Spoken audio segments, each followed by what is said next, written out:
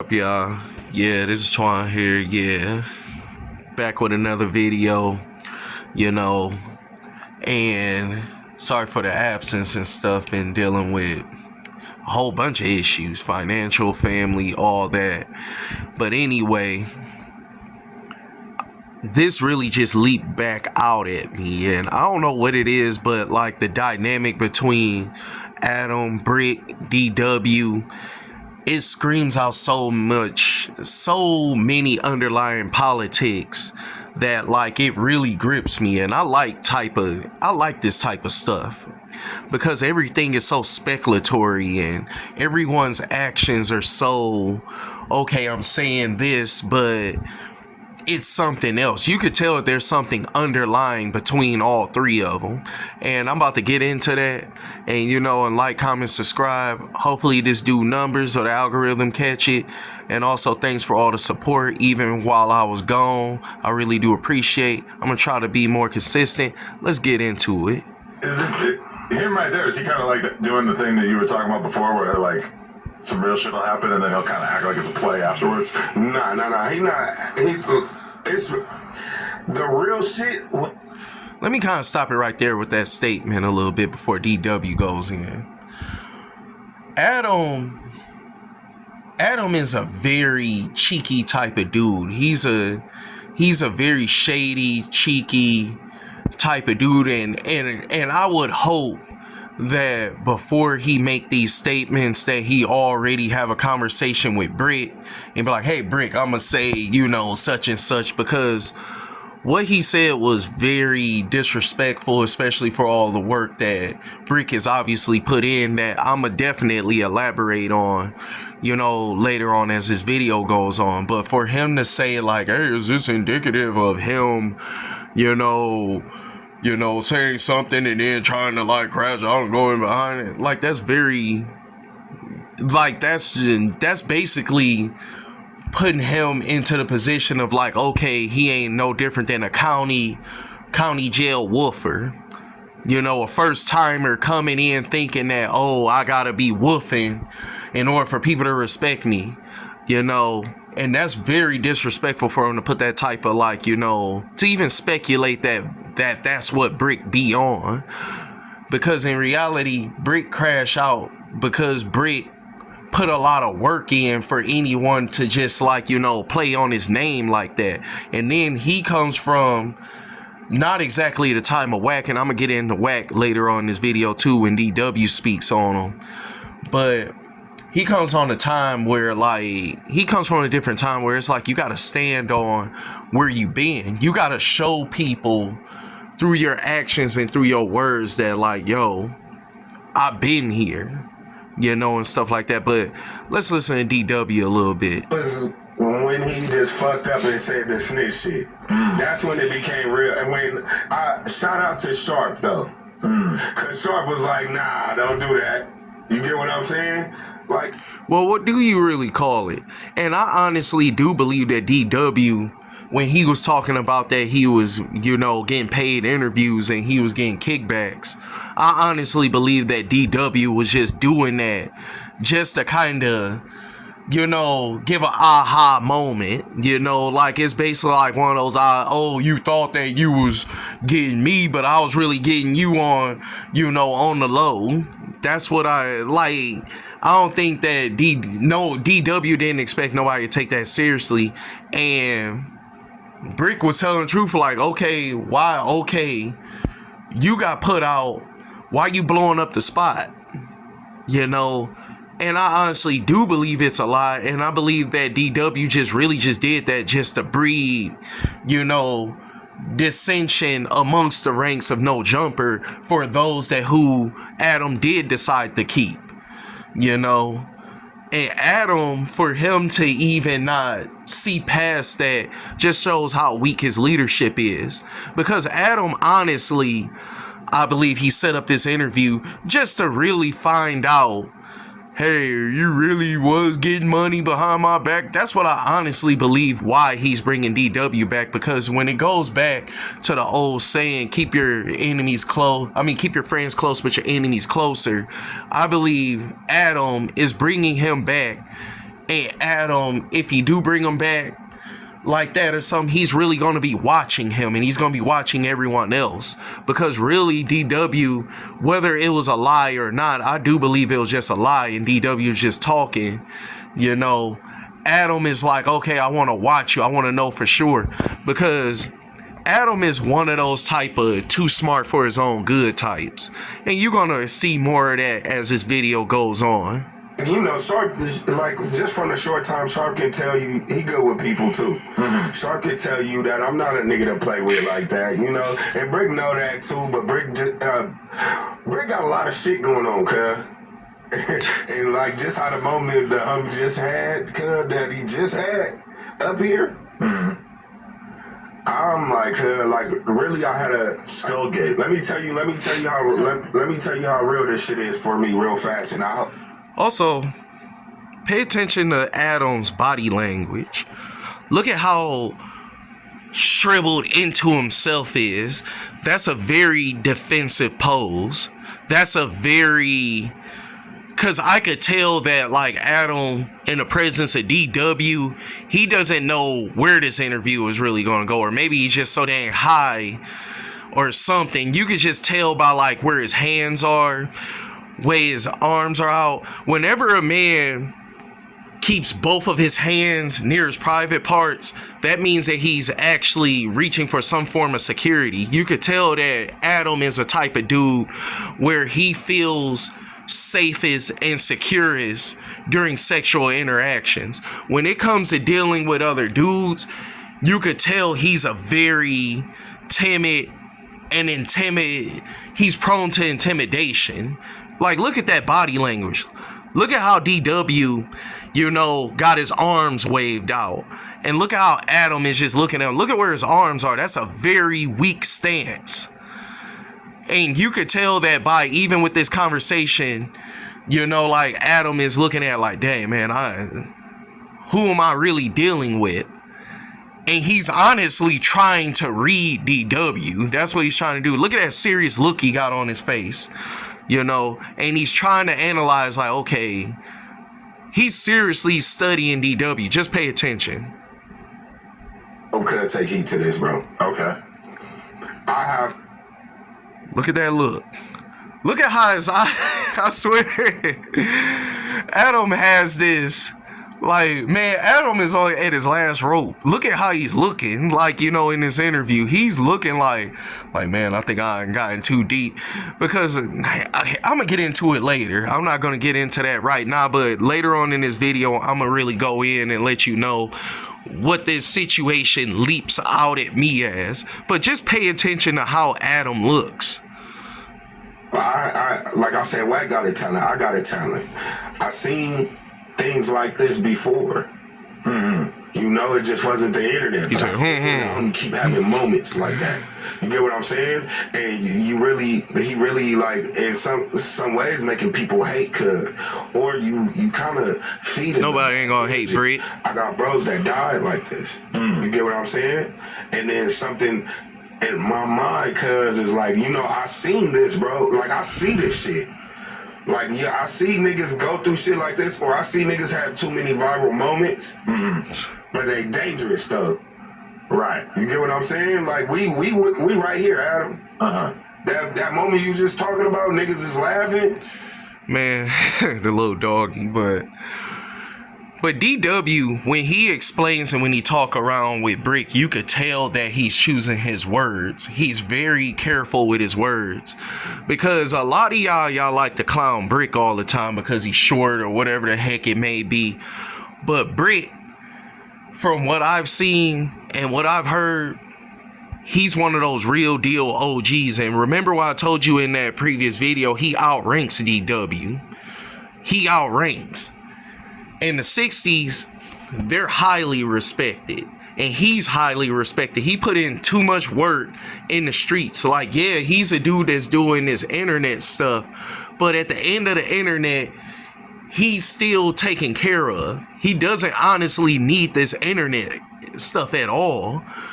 And if he crashes out and end up going to dying or going to jail, that's really gonna, like, really mess with Adam. Because really, I can guarantee you this. and I'm gonna probably get into it right now. And like I said, pay attention to Adam's body language. Adam knows that he's in too deep, especially with DW. Not with DW, but with Bricc. If anything were to happen to Bricc, whether if he died or went to jail behind anything dealing with Adam, Adam will be forever indebted to Bricc and the 60s. He would have to relocate. Adam would have to pick up and move if something honestly happened to Bricc. And I could guarantee you that. And I could guarantee you that that's crossed Adam's mind before. You know, that's why he can't get rid of Bricc. He in too deep. Bricc is too much of a stand-up dude for anyone to just leave him for dead. You know, all that. But that goes... Hold on, let me... Because I really want to go in, but I'm going to let him speak a little bit more. Bricc can really go out there though, like, and you know, and like niggas can, and like, not wishing that on cuz. That's what I'm saying. I'm just telling you something that I've seen before. Listen how quivery he is when he speak on Bricc. Like I said, Bricc outranks DW, and that LA gang stuff is different. It's different. It's not like how it is out in Chicago. It's not like how it is in Detroit. It's not like how it is out in New York. That LA gang stuff is different. It's hierarchical. It's you know, like you got different levels to this stuff. And Bricc more than outranks DW. DW probably, you know, I won't even say probably, most definitely didn't put in as much work as Bricc did. Bricc is a stand-up dude through and through out there on that LA gang stuff, and you could tell by like how he's quivery and how he's trying to speak on, because he's choosing his words about speaking on them, you know. Cuz gotta slow down. He just has to. Right. He ain't gotta slow down. Has to. And if you give a fuck about Cuz, he got an LA pension. Keep letting Cuz have moments like that, cause niggas die. No, that was a shame. That was on live stream. If it wasn't on live, we probably would have edited it out. Yeah, niggas die about that, bro. Like, not just that with that one subject. So I would have probably edited it out. Let me kind of speak on that, because I'll probably do a video on that too. Adam, you reiterated what Bricc said. Hey, are you saying that like, what did you mean by like where you got more bodies than squabbles and more skulls and squabbles and like you reiterated it. Like, what do you see? Adam does that little like slick cheeky type stuff. He does that, and he the type of dude that'll probably turn Karen overnight for real. He the type that when stuff get real, he will weaponize his whiteness. He gives me that vibe. Like when it really, really will get real, he will weaponize his whiteness and turn Karen in an instant. Like, you know, sometimes me, just to, like, say if I would have, after I said that shit with Bricc, and say I would have got pressured up because everybody now, I got the people that already said this about who I'm really not even mad at or against. But if I turn, be like, fuck it, cuz, like, woo, like, because I am a thug like that. If I let that side, like, come out, like, nigga, where I'm just like, nigga, fuck everything, woo, bro. It kept on going from there to now, something would have happened, Adam. Yeah. Something would have happened. The thing about with the LA thing, like I said, the LA gang stuff, he know he couldn't do that.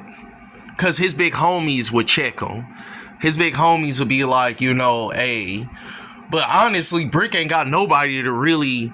But Bricc said that he got OGs, and he said that so long as... And Bricc said that in the interview where he said it, where he was like, yo, I know I've been crashing out. I know I've been doing things. I know. But like, so long as the OGs don't come and check me and tell me, hey, you moving this, or his higher ups, he said, I'm moving the way I'm moving. You know, because he look at it like the only people that he gotta please is his OGs. That's it. DW, he couldn't do that because somebody else would come out and be like, yo, calm down, you doing too much. Bricc is at a level where very few people could genuinely call him to tell him to calm down, you're doing too much. Bricc put in so much work. Like I said, y'all don't understand how that LA gang stuff is, and I ain't trying to advocate for no gang activities or anything, but at the same time, y'all gotta understand, like, from me speaking from like a 9-to-5er. A lot of y'all 9-to-5ers, I see people reacting like, oh man, he crashing out. Oh man, he admitting body. Bricc ain't stupid. Like I said, Bricc knows that if he go to jail, everything is already set up. His family is well taken care of. He taken care of. When he go to jail, there are no surprises. Whereas if you go to jail and you don't know what to expect or what to see, or it's just a whole mystery, you just like, oh man, what is this? What's gonna happen, Dave? Bricc knows if Bricc goes to jail for whatever reason, he knows that what day one would look like all the way to his final days up in there. He knows exactly. There will be no surprises. Absolutely. He brought so much to the game that they will ensure him transparency of his situations up until the day he died. I could guarantee you that. And that speaks a lot, like I said, to that LA gang culture. You couldn't get that. Even if you put in a whole lot of work in Detroit, California, Detroit, New York, Atlanta, whatever cities that, you know, be going all through Louisiana, whatever, they couldn't guarantee that because everything is just a free-for-all. Everybody is fake. Everybody is snaky. And I'm going to get into that a little bit once when the video goes through about what really brought on the stand-up nature of the LA gang culture. Yeah, the No Jumper show for that period of time did feel like a bit of a powder keg. Yeah. Things could have gone left. Yeah, if I wasn't the type of person that I am, you feel me? And I would have been like, all right, call Bricc fade. And I told Bricc, like, you know what? We can get that out the way. You know what I'm saying? And after I said that, not after he said some shit, but boom, I could have started off a gang war if certain niggas was... You couldn't start off no goddamn gang war. And not to speak against DW, you know, like I said, I'm just a 9-to-5 dude, but you could obviously tell that he ain't got that type of pool where dudes will just go up against someone as stand up as Bricc on your behalf. Like, not to say... He would probably be down there. His OGs would definitely sit him down and be like, because that LA gang, if it was Chicago, like I said, that LA gang stuff is different. And if it was in Chicago, yeah, he could have did some stuff like that.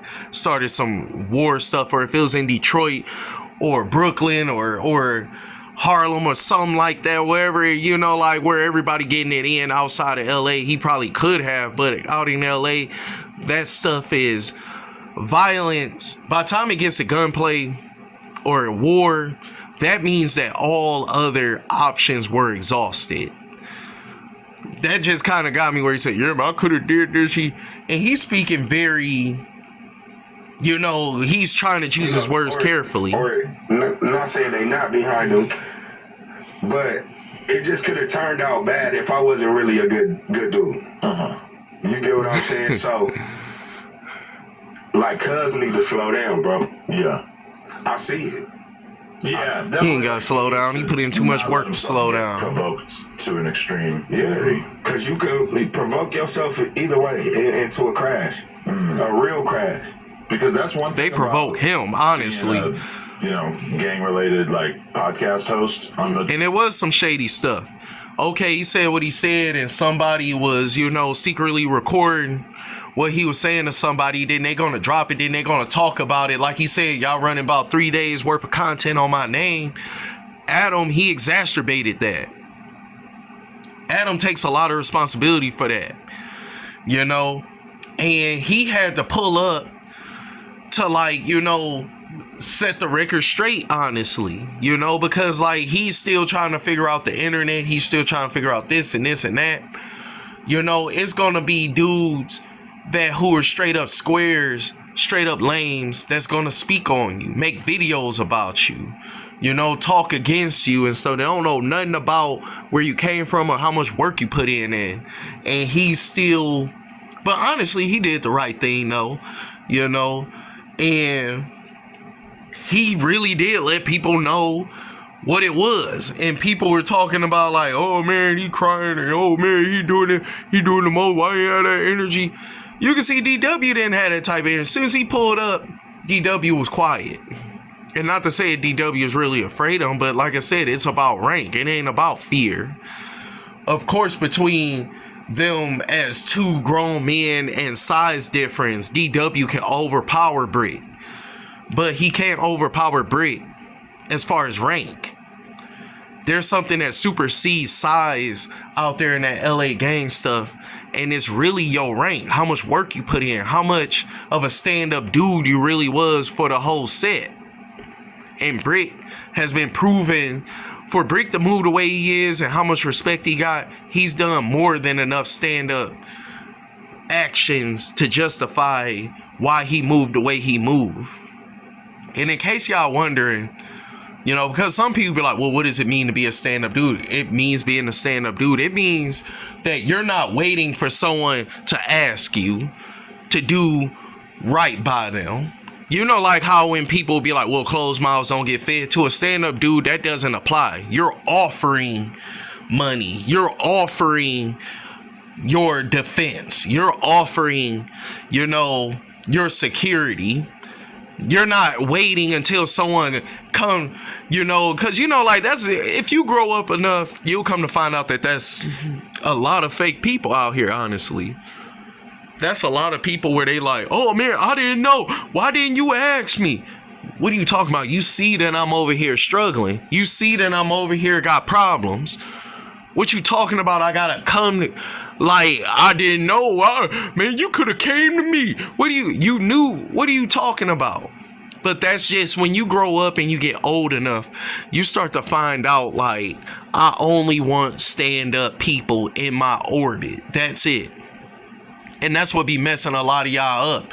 You could be going through all type of problems. This person could swear that they your main one. This could even be your significant other. You know, you could be in a relationship with somebody and they can see that you're struggling. They can see that you're going through something. But then they acting like, oh, I didn't know. Why didn't you say nothing? Why didn't you ask? You knew I would have helped you if you would have asked. Yo, that just proves that you're not a stand-up person. And then they try to feign willful ignorance. I learned long enough in my years of living that I don't need those type of people in my orbit. Those are fake, crabby type dudes. And for Bricc to have the type of love he has, he's probably been more than proven to be a stand-up dude where, like, he ain't waiting for his friends to be like, yo, man, can you put me on? You already offering to put all you and yours on. He ain't waiting for somebody to be like, man, I got problems, man. I really need your... You can see your man's got problems and got beef. And you're like, you know what, man? Look, I'm a spearhead this. You know, that's what being a stand-up dude is all about. And a lot of y'all allow a lot of fakeness in y'all life because y'all so lonely and y'all are so validation starved that y'all would allow just any playing in y'all face. Oh, man, I didn't know you needed that. You knew you could have came to me to get that money. Oh, man, I didn't know. Why didn't you come to me? You know, man, we could have handled them together. Man, get out of here. You seen what was going on. I told you what was going on. You didn't offer anything. That's why the way that you test somebody is for you to pretty much, you know, tell them that you got a problem and see what they offer up. And that goes for anybody. If you're a man, you're a woman, or whatever you into out here, when you bring somebody into your life, shit, make up a problem. Be like, yo, man, I have some money problems. See what your girl will say. You know, I can help you with this. You know what? You ain't got to spend it on that, you know. Or you be like, dang, I got issues with these dudes running around the way. And you see if they going to offer, man, where they at? If you not a where they at type dude, then like I said, you're not a stand-up dude. And if you tell some dude, oh, I got problems out here, and people keep threatening me and keep, you know, saying XYZ to me, you going and all your, man, dang, man, that's messed up, man. Dang, man, they saying everything but, hey, where they at? Especially if you in that gang stuff. When you in that gang stuff, you gotta be a stand-up type of dude. You gotta stand up for the gang, even when your OGs ain't asking for you to look for new licks. You got to be that type of dude like, man, you know what? I'm trying to bring as much money to the set as possible. I'm trying to bring as much notoriety and respect to the set as possible, you know? And like I said, I ain't advocating no gang stuff, but, you know, I'm just a 9-to-5 dude. But at the end of the day, that's what it's all about. That's how you get respect out here, is being a stand-up type of dude. And checking those that who ain't stand-up in your life, you know? Because when you allow people that who aren't stand up in your life, you basically just a duck. You a sitting duck. People taking aim all day. You're like duck hunt out here. Oh man, look at him. He got some. When people realize, man, his friends don't even care about him. His friends, man, he lame out. He think that he got friends, man, and they all doing all type of grimy stuff. Look, man, you get respect out here when you show and prove discernment. And honestly, the only weakness that Bricc got, but honestly, I wouldn't even say that Bricc has the weakness. I would say Adam is stuck. Adam is stuck with Bricc.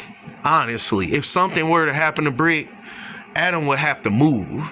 Honestly, I know that for a fact. Like if something were to happen to Bricc, like if Bricc were to get hurt and Adam just left him for dead, man, Adam will have to move. I'll just tell you that right now. I can see that. And Adam knows that.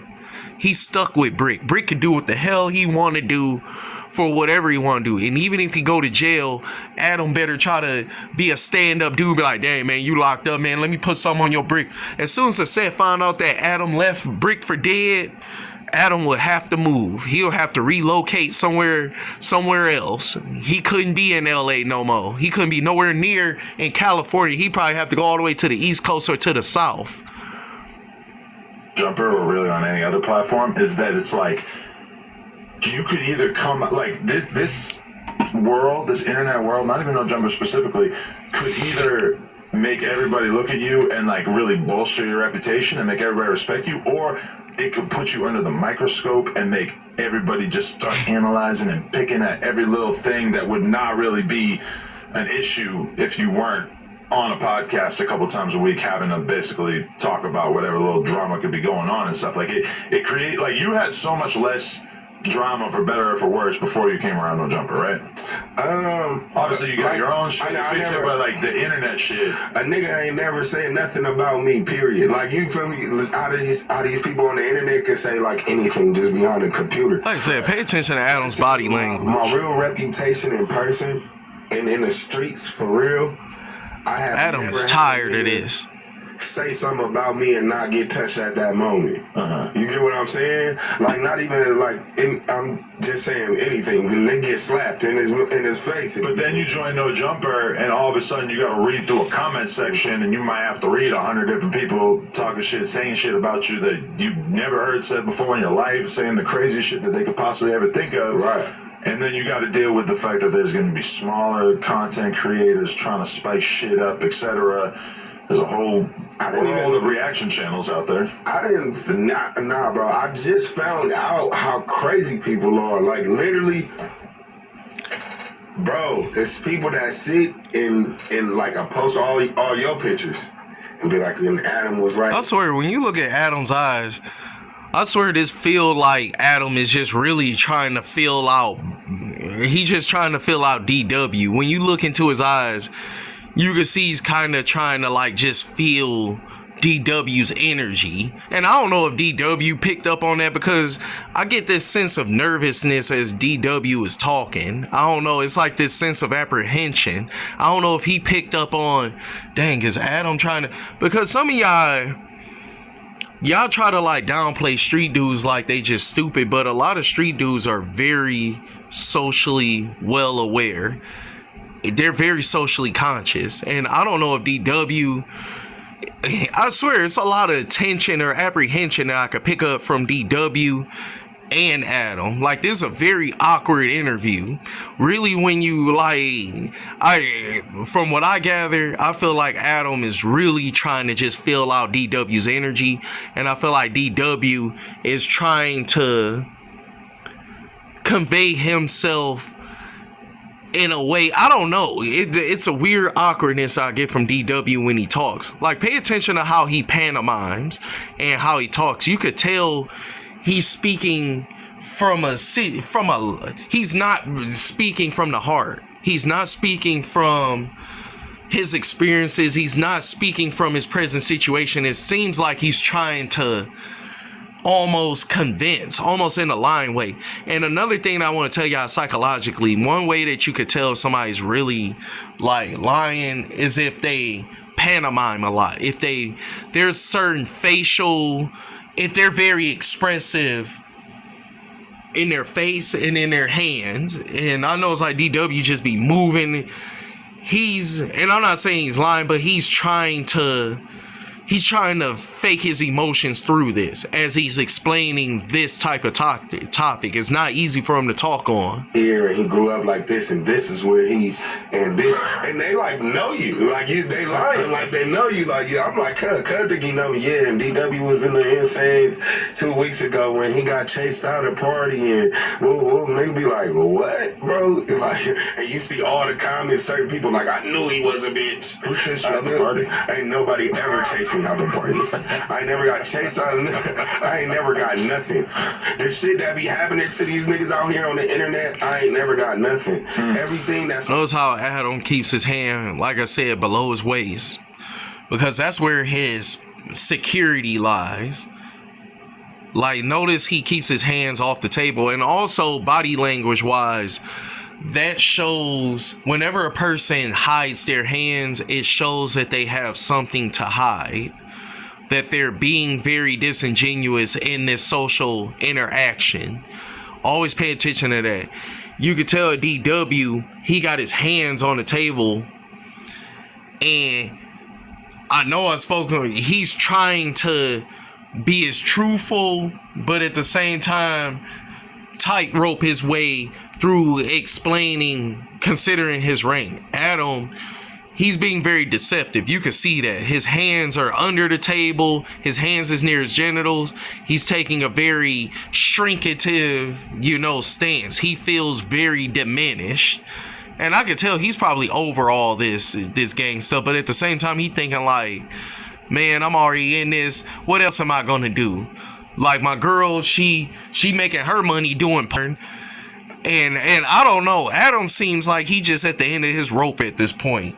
He seems like, man, like what is my life gonna look like 10 years from now? Is this really what I'm gonna be doing 10 years from now? And I don't know. Like, who the heck knows? Like, Adam, he gives me the impression of a guy who is like, man, is this it? Like Tony Montana and Scarface when he was like, man, is this really it? Like you could tell he's not happy. He's very shrunken and diminished, and he just going along with the motions. Somebody say about me on the internet that's bad is a lie. I ain't got no proof and no nothing. All that bullshit was funny. Yeah, there's another thing that I wanted to show before, I close out this whole thing. Look how kind of like funny Adam be about making these titles. DW Flame says he almost pulled up the press Bricc baby. Now, I'm gonna just give you a little heads up in case y'all can't see. There's like a 9-minute and 36 video. None throughout this did I ever get a sense that DW was about to press Bricc, but that goes back to with my old video. Like I said, with my previous video where I said DW don't have enough rank to press Bricc. And to close out my last video with this, and you can watch this yourself and you'll just pretty much just see DW with a lot of what I said in my previous video about body language. You'll pay attention to see that he's lying or telling half truths because his hands are always below the table. One of the ways that you could tell if a person is lying is pay attention to where they throw their hands, because believe it or not, in our hands are a lot of receptors and neurons that are connected to our brain. Literally what makes us intelligent, conscious beings is our hands. Are literally our hands. There's so many nerve endings at every fingertip, it's ridiculous, and our psychology is linked to our hands.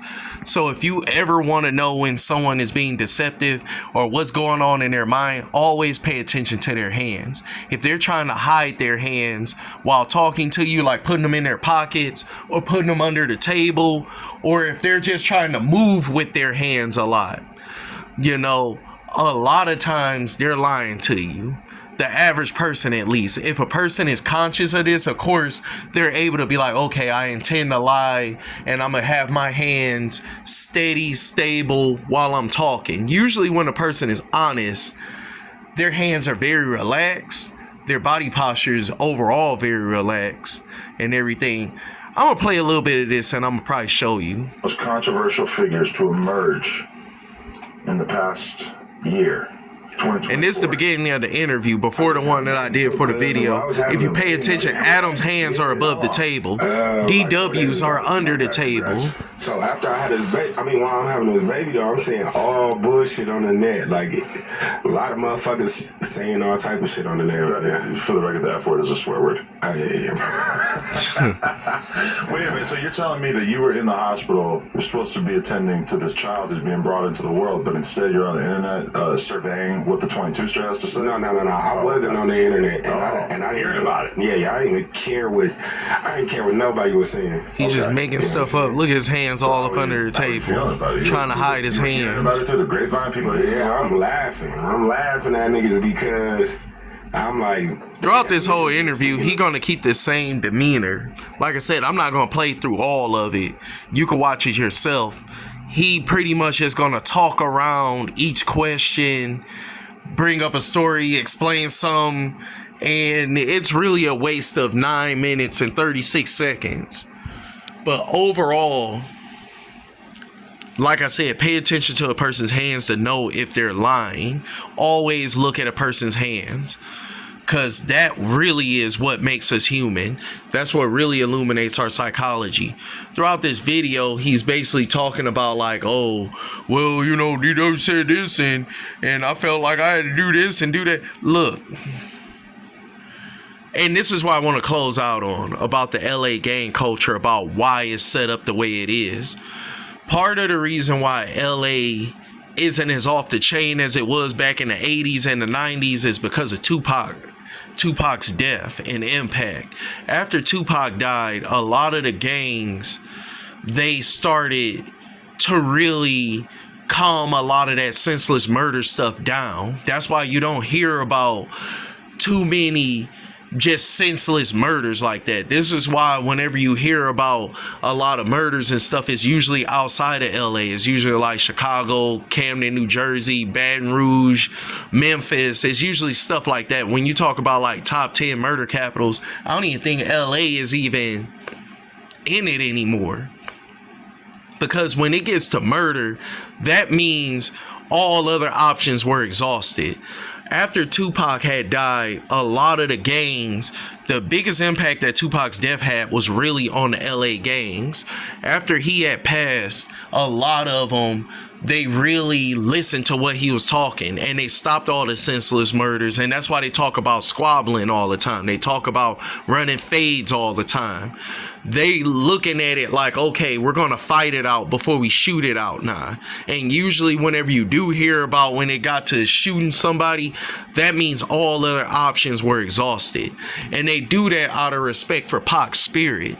And this is one thing that I really do respect about that LA gang culture as opposed to everyone else. And like I said, I'm not an advocate for gangs, but at the same time, the LA gang culture, they do it as much within the right as possible, and definitely in comparison to everyone else.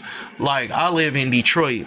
In Detroit, it's just so much renegading going on. There's gangs here, like we actually got like Crips and Bloods, GDs and all that stuff too, and we got like, you know, little cliques here and there, but for the most part, there's no cohesion, there's no rank, there's no anything. It's just really just free range psychopaths.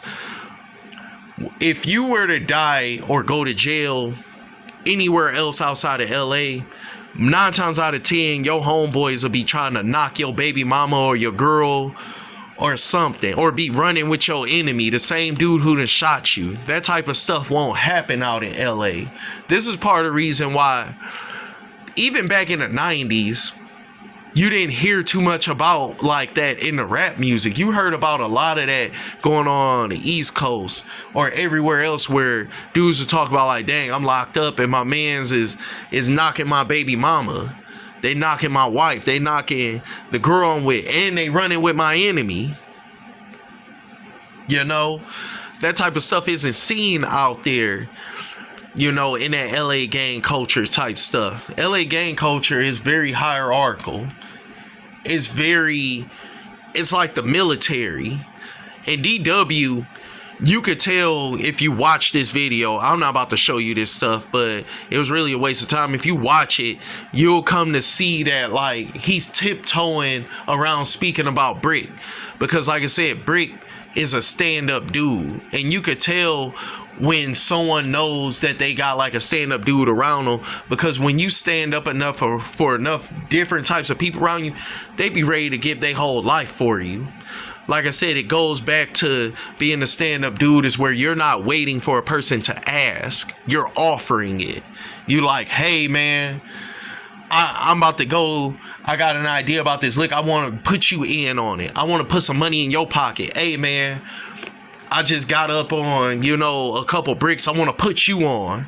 They're not waiting for you to ask, dang, man, I see you shining, man, put me on. They're not waiting for nobody to ask. They're offering. That's what makes you a stand-up dude. And from what I've researched and what I've heard and what I've seen about, like, you know, Bricc, he's more than definitely a stand-up dude, you know, and he got more than enough dudes who was ready to, like, you know, go to hell and back for him because of his stand-up nature. And like I said, he crashes out, and yeah, he got his little viral moments and he say what he say. But like I said, if he get locked up, there's no surprises behind bars for him. Like I said, at most, if he get locked up, jail would just be a sexual inconvenience. And in a lot of cases, sometimes you'll probably even get around that, because there's all type of female guards that's willing to knock a dude, you know, just off GP, period. Like, you know, there's a bunch of stories about that where female guards will worship a dude up behind bars, you know? And overall, that's all I got to say. You know, I know this video ran long, and I'm going to try to be more consistent. I'm trying to find more topics to really talk on. Y'all, hope y'all like it. Like, comment, subscribe. Yeah, I'm trying to be more consistent. I'm out. Peace. You're welcome. You're welcome.